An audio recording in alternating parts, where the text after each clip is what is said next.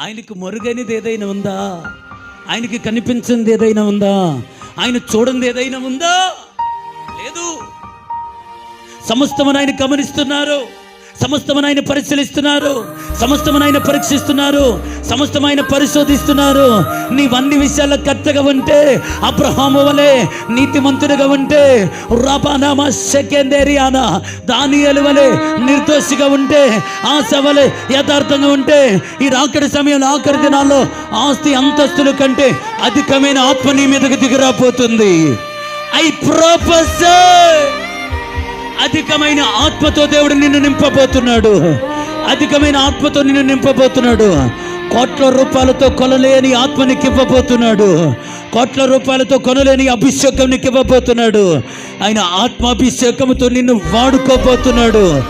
నమ్మితే బిగరగా చప్పట్లు కొడుతూ